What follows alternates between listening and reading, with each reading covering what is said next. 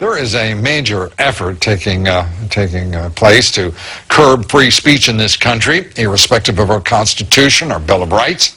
And free speech advocates say the United Nations has come down on precisely the wrong side. The United Nations has adopted what it calls a resolution combating defamation of religions. The United Nations now wants to make that anti-blasphemy resolution binding on member nations, including, of course, our own.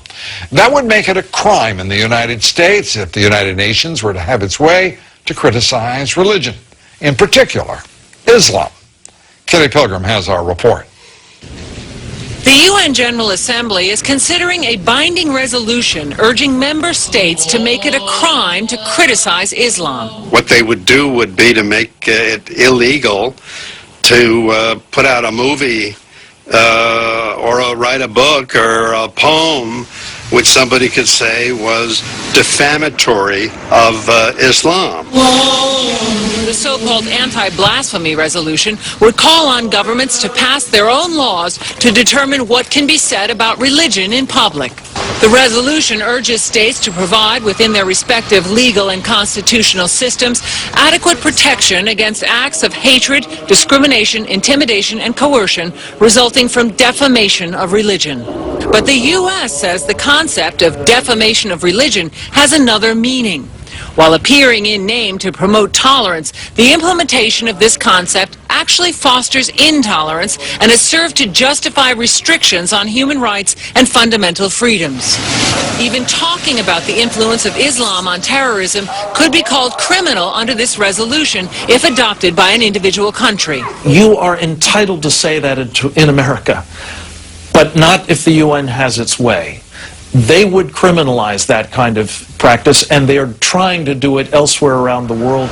A group of 57 Organization of Islamic Countries, the largest bloc at the United Nations, has been pushing it out of concern, it says, over anti-Islamic behavior, saying this resolution is a major step towards sensitizing the international community on the serious impact of defamation of religions. Last December, the General Assembly passed it as a non-binding resolution, and this year, a binding resolution is expected to be introduced as early as March. Human rights activists say its influence is already being felt. There have been a number of prominent cases, most recently in India, for instance. The editor of a newspaper was charged for reprinting an article that had initially been printed in the UK.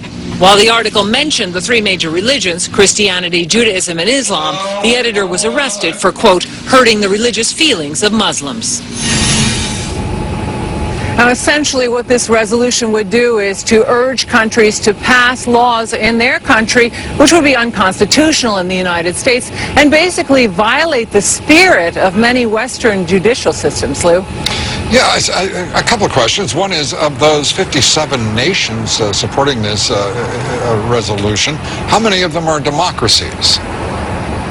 I couldn't tell you, but many of them are Islamic countries. Pakistan has led the charge on this and has tabled this resolution. So they're not democracies, and they're fascinated with their own precepts about what would constitute the way to run a nation, not like ours.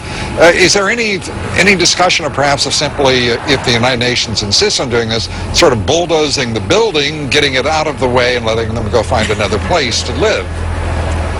It wasn't really discussed in my my discussions today. Well, perhaps we can raise that as an alternative to impinging on our constitutional liberties. Kitty Pilgrim, thank you very much. Appreciate it, from the United Nations.